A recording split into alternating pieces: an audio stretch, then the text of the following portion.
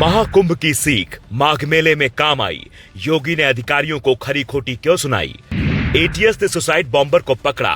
योगी ने VVIP culture खत्म किया। लोग बोले थैंक यू महाराज जी। सीसीटीवी से खुला अविमुक्तेश्वरानंद का झूठ।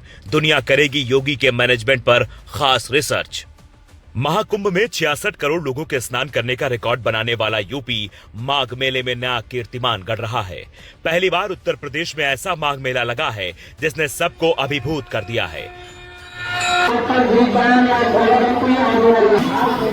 एक तरफ नागा साधुओं की मंडली, दूसरी तरफ महीनों तक वहां रहने वाले कल्पवासी और तीसरी तरफ वीवीआईपी कल्चर का अंत प्रयागराज को अनोखा बना रहा है। सीएम योगी आदित्यनाथ जहां स्नान कर रहे हैं, इस बार यहां कोई वीवीआईपी घाट नहीं है ताकि श्रद्धालुओं को कोई दिक्कत ना हो। शायद यही वजह है कि इटली से आई लुकेशिया ये सब देखकर यहां सनातन धर्म अपना लेती हैं, जबकि वियतनाम के पर्यटक कहते हैं यहां कोई नास्तिक भी आए तो वो ईश्वर में यकीन करने लगेगा। प्रयागराज के लोग भी इस बार के माघ मेले का इंतजाम देख सीएम योगी आदित्यनाथ का शुक्रिया अदा कर रहे हैं। ऐसे हर साल लगता था, इतना बड़ा नहीं लगता था। अब ये सब बढ़िया है। योगी सरकार कहाँ से बढ़िया व्यवस्था है अपना सब, और आगे तक बढ़ रहा है। सब व्यवस्था हो रहा है बाकायदे, सब साधु संतों के लिए। मतलब योगी आदित्यनाथ की सरकार आने के बाद प्रयागराज की तस्वीर दिन ब दिन बदल रही है। यहाँ का मेला, यहाँ के सनातन सभ्यता को बढ़ाने का काम। बिल्कुल बिल्कुल। तो आप यहीं के रहने वाला, आपको अच्छा महसूस होता हो कि हर साल हमारा यहाँ जगमग रहता है? जी हाँ, अच्छा महसूस होता है।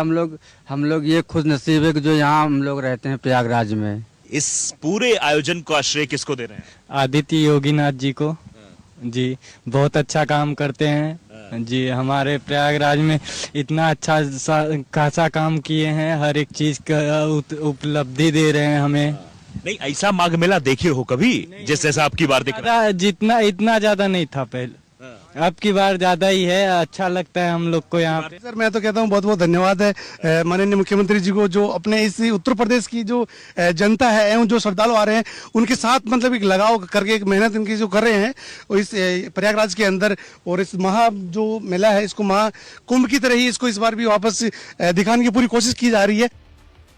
मौनी अमावस्या पर करीब 1 करोड़ लोगों ने स्नान किया। शंकराचार्य अविमुक्तेश्वरानंद ने व्यवस्था बिगाड़ने की कोशिश की तो पुलिस ने न सिर्फ उन्हें रोका बल्कि अपने तरीके से समझाया भी, और जब वो धरने पर बैठे झूठ फैलाने लगे तो सीसीटीवी जारी कर पुलिस ने उन्हें बेनकाब कर दिया। सीसीटीवी में साफ दिख रहा है कि उनके अनुयायी पुलिस की ओर बढ़ते हैं, बैरिकेडिंग तोड़ते हैं और माहौल खराब करने की कोशिश करते हैं।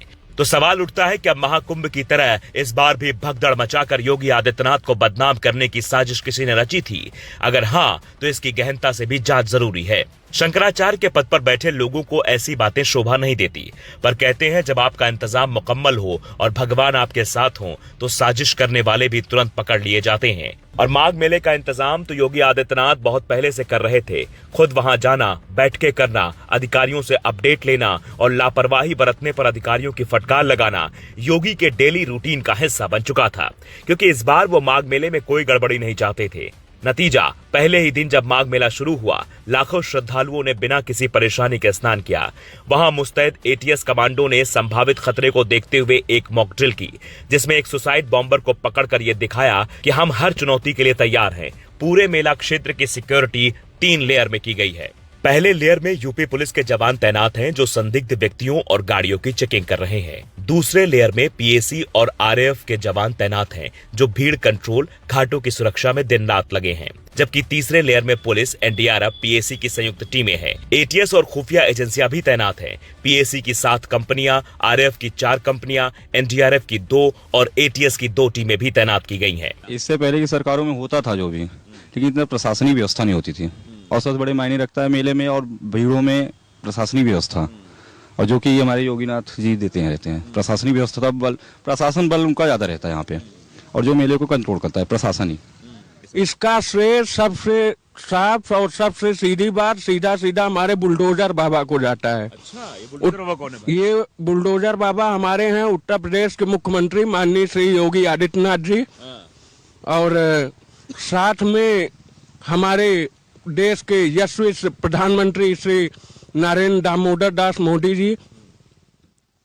मैं हाथ जोड़ के उनको धन्यवाद देता हूं कि इस प्रयागराज के मेले की सुंदरता हर वर्ष इसी तरह रहे। मैं यही अपने दिल से कामना करता हूँ। जय श्री राम। सीसीटीवी और ड्रोन के जरिए हर क्षेत्र की निगरानी की जा रही है। LIU यानी लोकल इंटेलिजेंस के 78 ऑफिसर लगातार पूरे मेला क्षेत्र पर नजर रखे हुए हैं, क्योंकि ये माघ मेला सिर्फ आस्था से जुड़ा नहीं है, बल्कि आस्था से अर्थव्यवस्था तक को मजबूती दे रहा है।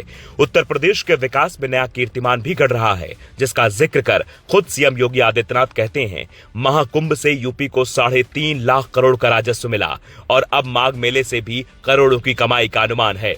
मेरा अनुमान है कि उत्तर प्रदेश की अकेली अर्थव्यवस्था को महाकुंभ प्रयागराज के माध्यम से 3 लाख करोड़ रुपए की नई बढ़ोतरी होने जा रही है। कुंभ के आयोजन में कुल 1500 करोड़ रुपए खर्च हुए हैं और बदले में अगर उत्तर प्रदेश को 3 लाख करोड़ रुपए का लाभ होता हो और यहां की अर्थव्यवस्था सुदृढ़ होती हो, तो मुझे लगता है कि यह उत्तर प्रदेश के नौजवानों के लिए, उत्तर प्रदेश की जनता जनार्दन के लिए और नए भारत के नए उत्तर प्रदेश के लिए, जिसे हम आदरणीय प्रधानमंत्री जी की प्रेरणा से भारत के ग्रोथ इंजन के रूप में स्थापित कर रहे हैं, उस दृष्टि से अत्यंत उपयुक्त है और समीचीन है। तभी तो रक्षा मंत्री राजनाथ सिंह भी कहते हैं, योगी आदित्यनाथ राजनीति ही नहीं अर्थव्यवस्था में भी माहिर हैं। मैं योगी जी के बारे में कह सकता हूं, मैं समझता था कि आप राजनीति के ही माहिर हैं, लेकिन मैं तो इस नतीजे पर पहुंच गया कि आप तो अर्थशास्त्र में भी माहिर हैं। कैसे मुनाफा कमाया जा सकता है, इसकी कला आपको अच्छी तरह मालूम है। यानी यूपी का प्रयागराज, जिसकी पिछली सरकारों में उपेक्षा हुई, जहां भव्य माघ मेला या भव्य महाकुंभ इसलिए नहीं लगा कि कहीं दूसरे वर्ग का वोट बैंक नाराज ना हो जाए, वो अब योगी राज में यूपी की अर्थव्यवस्था में बड़ा योगदान दे रहा है और इसमें संत योगी आदित्यनाथ की भूमिका सबसे बड़ी हो जाती है। वो खुद श्रद्धालुओं पर हेलीकॉप्टर से पुष्प वर्षा करवाते हैं, अधिकारियों को साफ संदेश देते हैं, बजट की कोई चिंता नहीं करनी, इंतजाम सर्वश्रेष्ठ होना चाहिए, साफ सफाई से लेकर रुकने और आने जाने तक के इंतजाम में कोई लापरवाही बर्दाश्त नहीं की जाएगी। यही वजह है कि विदेश से भी लोग योगी के क्राउड मैनेजमेंट पर रिसर्च करते हैं। हार्वर्ड, स्टैनफोर्ड और क्योटो जैसी यूनिवर्सिटी से लेकर bill and Melinda Gates foundation जैसे संस्थान ये रिसर्च में जुटे हुए हैं। इतना बड़ा इंफ्रास्ट्रक्चर कुछ ही महीनों में कैसे तैयार होता है? वहां का अर्थशास्त्र, स्वास्थ्य और दुनिया के सबसे विशाल अस्थायी शहर के निर्माण की रणनीति क्या है, ताकि विदेशों में भी क्राउड मैनेजमेंट में इसे लागू किया जा सके। ये शायद पहली बार हो रहा है जब अंतर्राष्ट्रीय मीडिया दुनिया के सबसे बड़े सफल आयोजन का श्रेय उत्तर